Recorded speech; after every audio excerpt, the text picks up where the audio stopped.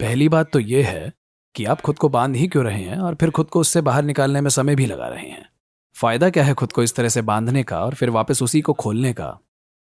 वैसे एक इंसान के रूप में, क्योंकि भौतिक शरीर की खास सीमाएं होती हैं, वो कुछ चीजें कर सकता है, कुछ चीजें नहीं कर सकता। हो सकता है कि कभी कभी आपको आराम की भी जरूरत पड़े, लेकिन आपको ऐसा क्यों लगता है कि ये रुकना है?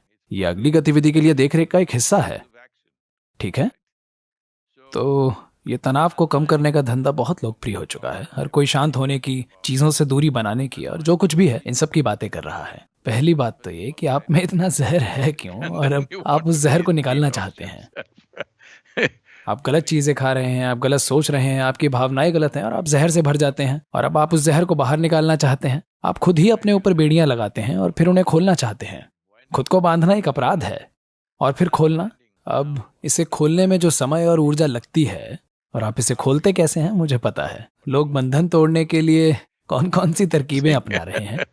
नहीं, आपको खुद को बांधने या खोलने की जरूरत नहीं है। इसीलिए मैं कह रहा हूं कि आपका उद्देश्य महत्वपूर्ण है। अगर आपका उद्देश्य आपके सीने में धड़क रहा है तो कोई भी गतिविधि आपको बोझिल नहीं लगेगी। गतिविधि कभी कष्टदायक लगेगी ही नहीं। अब आपको काम करने में मजा आएगा क्योंकि अब ये बोझ नहीं है। अब हमेशा आप मौकों की तलाश में रहेंगे। अब आप आराम करने के लिए मौका नहीं तलाशेंगे।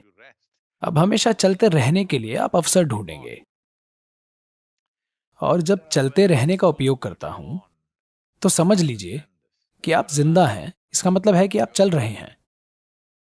आप रुके हुए हैं, आप जानते हैं इसका मतलब क्या होता है। नहीं नहीं, हम नहीं चाहते कि अभी हो।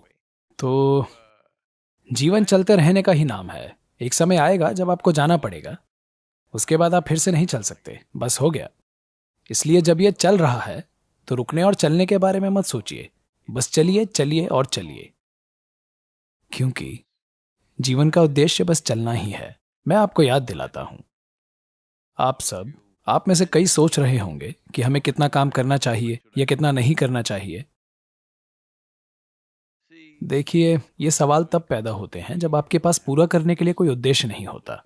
कोई ऐसा उद्देश्य जो आपसे भी बड़ा हो। अगर आपके दिल में ये नहीं है, तब हमेशा ये गणित चलती रहेगी कि मुझे क्या करना चाहिए, मुझे क्या नहीं करना चाहिए।